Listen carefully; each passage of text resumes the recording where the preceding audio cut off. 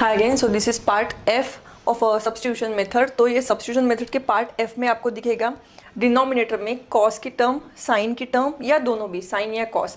तो पिछले वाले में भी जो पार्ट ई था उसमें भी साइन और कॉस ही था, लेकिन उसमें क्या था, स्क्वायर था, साइन का भी स्क्वायर था और कॉस का भी स्क्वायर था।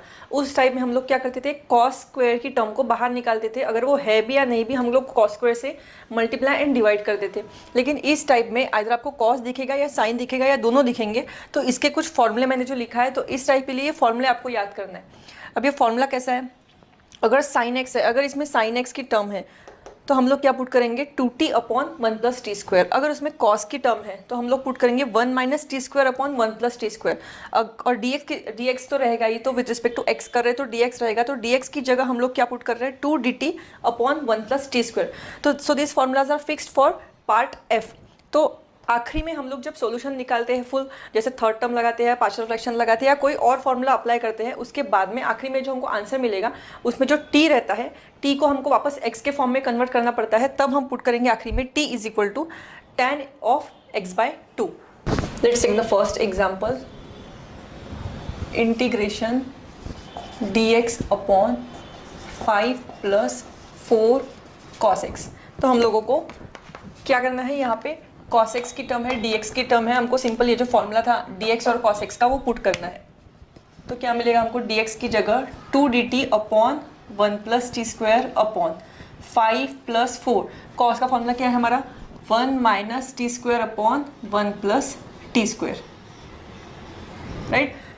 हम लोग को 2 कॉमन कॉन्स्टेंट बाहर निकाल लिया, 1 प्लस टी स्क्वायर, और यहाँ पे हमने कर दिया क्रॉस मल्टीप्लाई। क्रॉस मल्टीप्लाई करने के बाद में यहाँ पे क्या मिलेगा, 5 in the bracket 1 plus t square plus 4 in the bracket 1 minus t square upon 1 plus t square। 1 plus t square 1 plus t square हमारा कैंसिल हो जाता है।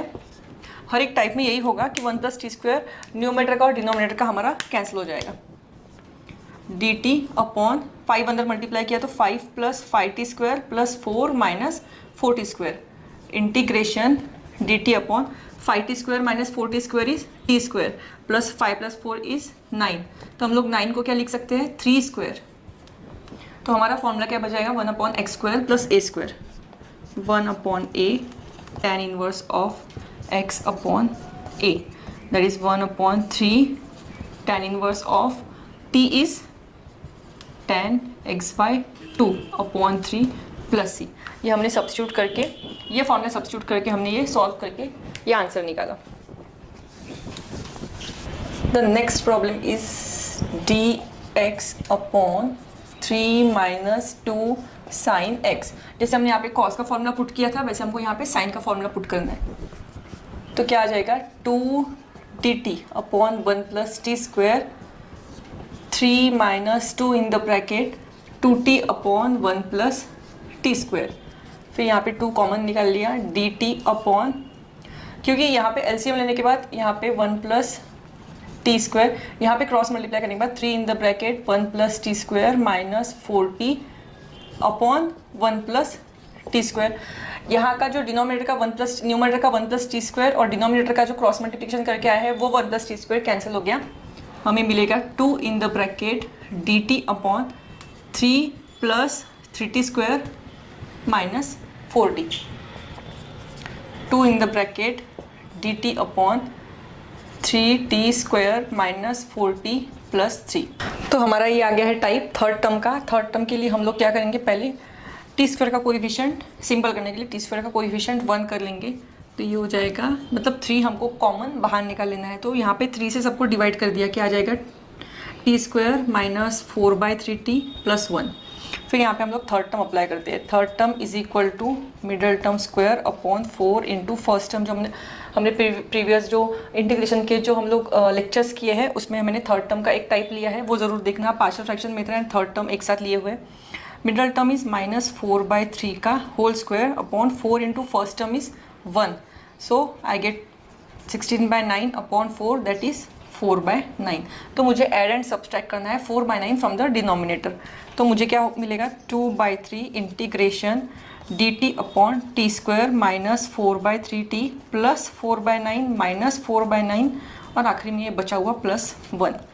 सो 2/3 integration dt upon first term का स्क्वायर रूट, मिडल टर्म की sign जो आपको याद होगा, और थर्ड टर्म का भी square root.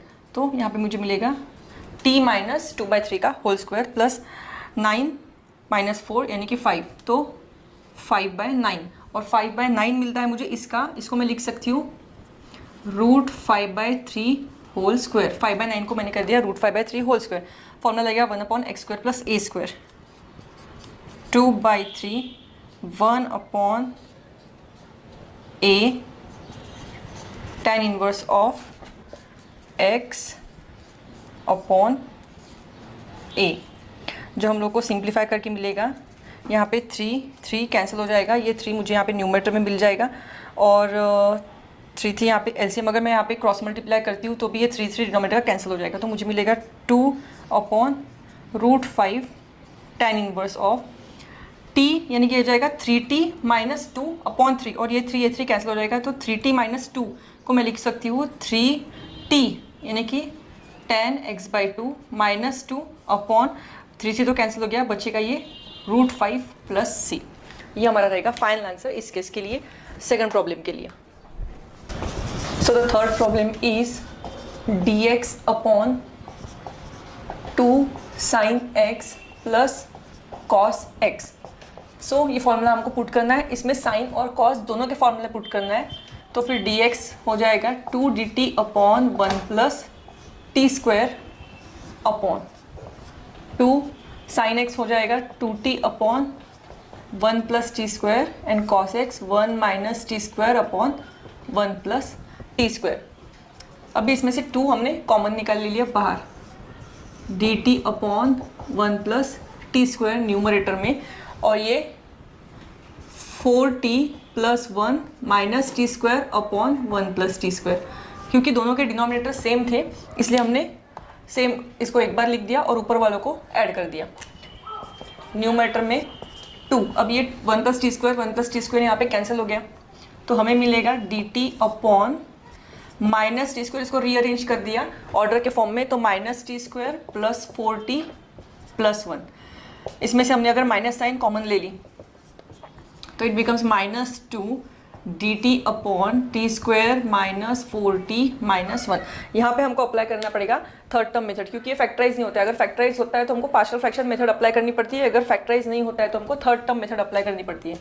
Third term is equal to middle term square upon 4 into first term, middle term is -4² upon 4 into first term, that is 16 upon 4, that is 4, adding and subtracting 4 from the denominator, so we get -2 dt upon t² minus 4t plus 4 minus 4 minus 1 minus 2 dt upon इन तीनों को मिला के एक term, ये दोनों को मिला के एक टर्म, ये हो जाएगा t minus 2 whole square minus 5, और 5 को हम लोग स्क्वायर के फॉर्म में लिखेंगे √5²।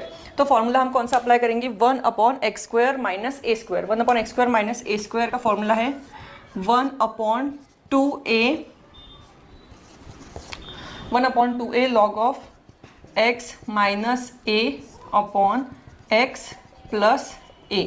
ये फॉर्मूला अप्लाई करने के बाद में यहाँ पे 2 सिंप्लीफाई कर दिया, कैंसिल हो गया, 1/√5 लॉग ऑफ t यानी हमारा कौन था, t यानी हमारा था sorry tan x/2 minus 2 minus √5 upon tan x/2 minus 2 plus √5 plus c। ये रहेगा हमारा फाइनल आंसर ये प्रॉब्लम के लिए, ठीक है। तो ऐसा था ये पार्ट f, जिसमें cos x sin x और या फिर cos x sin x दोनों आएंगे, और इसके लिए फॉर्मूला फिक्स्ड है।